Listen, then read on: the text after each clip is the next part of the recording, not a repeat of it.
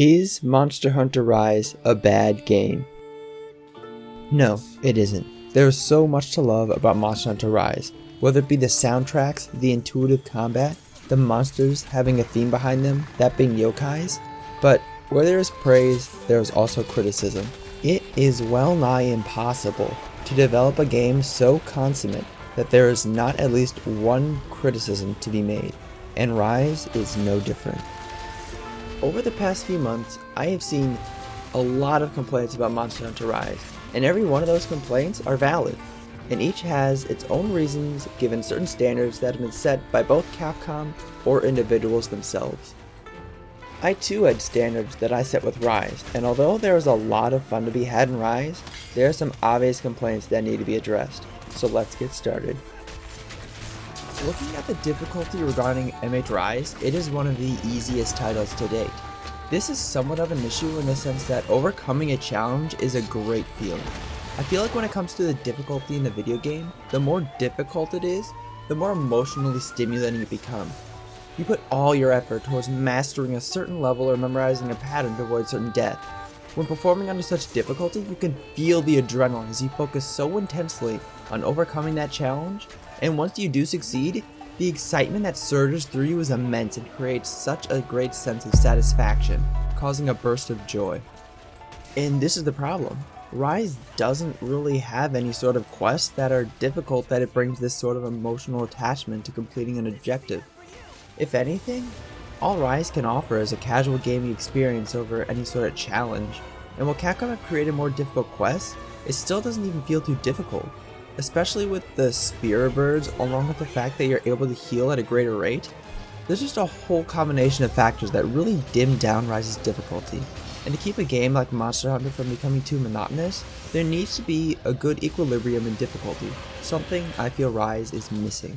In the very least, however, I can say with absolute positivity that while Rise is relatively easy, it is certainly not too easy that it becomes mindless. There is always strategy when playing Monster Hunter, and the uncertainty of what the monster is about to do next, which aims at keeping the hunter engaged. The more difficult the quest is, usually the more engaged you're going to be, and there were definitely some quests in Rise that were created to be quite difficult, and these quests typically involved an apex monster, the topic of the next critique. Apex monsters are supposed to be the sort of challenge quests that we have for Rise. And usually when we had any sort of quests like these, we were rewarded with something for beating them, such as the Arc Temper tickets in World, or the Deviant tickets in Generations.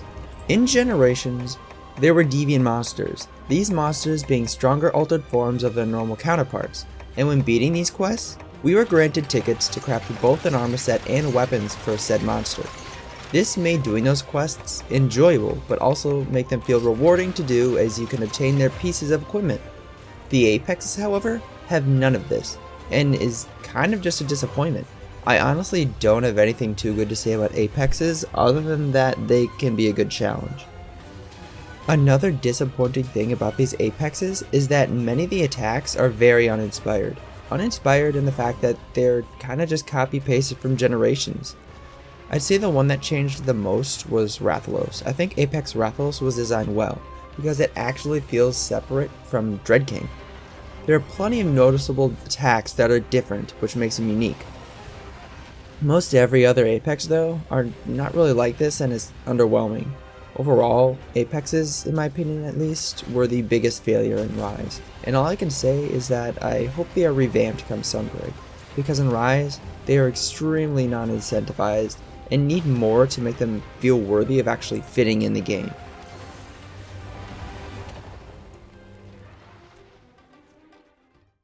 Now, I want to move on to my next point about the complaints that there are no new monsters being added to Rise.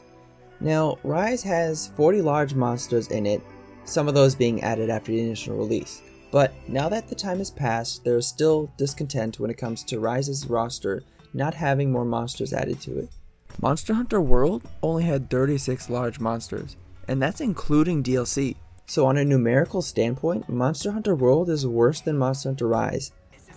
Also, the roster in Rise, I feel, is much better than that of Monster Hunter World, considering that there is a good amount of monsters that are from World that were incorporated into Rise. Just for reference, I'm not counting apexes or tempered monsters. As you can see though, there are 4 more monsters in Monster Hunter Rise than there were in Monster Hunter World. So why the discontent? I think it is because there's not necessarily a designated endgame in Rise. In World, there was the decoration farming, which was the sort of endgame to min-max your sets with, as you might have needed a decoration or few to make the perfect set. In Rise, there's not any decoration farming at all. Instead, the RNG comes from talismans, which both play a big but also small role in your set compared to World. Talismans can provide you with 1 or 2 skills. Decorations, however, could provide you with a whole slew of skills, given the fact that each piece of your armor might have a slot open for your decorations to fill in.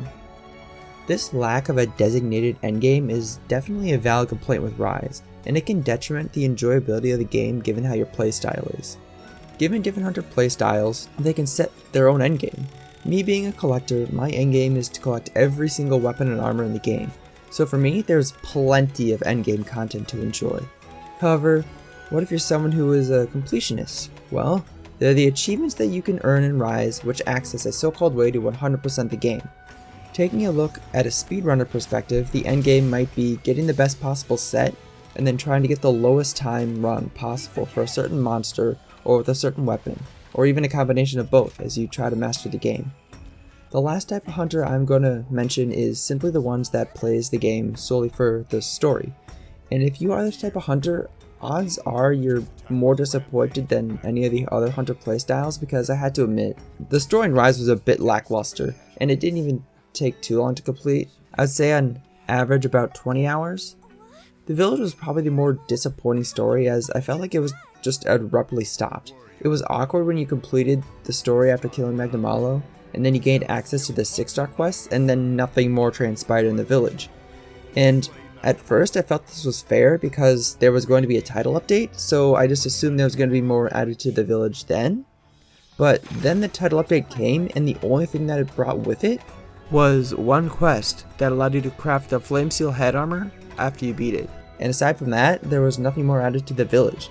It basically just made the village feel essentially pointless and not even worth taking the time to do, because there was so little involvement with it other than we stopped Magnamalo and the rampage. The hub story is definitely better than the village, but it's still not the best.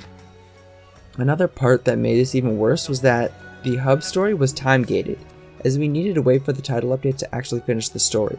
This didn't bother me as much personally, but I can understand why others may be disgruntled by having to wait for the story, because it meant that Capcom essentially released an uncompleted game. The hope then is that with Sunbreak's release, we can expect the game to come with a completed story that doesn't involve having to wait a period of time to actually finish the game. While releasing the game without a completed story does get people to come back to the game later in on time, the story is not the aspect of the game to do that with. That's what DLC is for. My next critique. Event quests are a touchy topic in the sense that many are dissatisfied with the resulting rewards for completing them. I feel event quests are supposed to be a way to get people to come back to Rise to enjoy a hunter view when the event quest releases. The problem with Rise's event quests though is that many of the quest rewards are not fulfilling or reason enough for many people to come back to play the game. Stickers, titles, a gesture, these are some of the rewards we might get, if any, for completing a good amount of event quests, and that is why it doesn't feel worth it to come back for many people. Personally, this is not a problem for me, but I know many people feel like the event quests are simply not worth their time. And while there are many event quests like this, there are at least some that provide amazing cosmetic rewards, or even just a great event quest like the one that allows you to fight Ibushi in the Coral Palace. Some of these event quests include the Akuma layered set, the Ghosts and Goblins Knight Armor, and the Sonic collab. Each of these events provide us with a unique layered set to collect, which gives us a reason to come fight whatever monster we are tasked with slaying in order to collect the pieces necessary to craft these layered sets. Or go collect rings, if we're talking about the Sonic collab. These are the event quests worth coming back for, and something that Rise definitely had less of when compared to World. They were also separated much farther apart, which could have further decreased the chance that someone would even bother coming back to play the game after such a long break, due to there not being anything to occupy themselves within the game. For me personally, these event quests not having cosmetic rewards is not an issue, but it is definitely a topic worth noting, which is why I wanted to bring it up. One last thing that I want to mention is wirebug spam, because it's definitely an issue for certain weapons, such as hammer. Essentially, it is just using your 2 wirebugs to use impact crater, and then waiting for those same exact 2 wirebugs to come back up so you can use impact crater again. It's just too good to pass up. This is one of the bigger examples, and some weapons don't have as many spammable attacks as others, but it's still an issue in the sense that wirebugs recover too fast.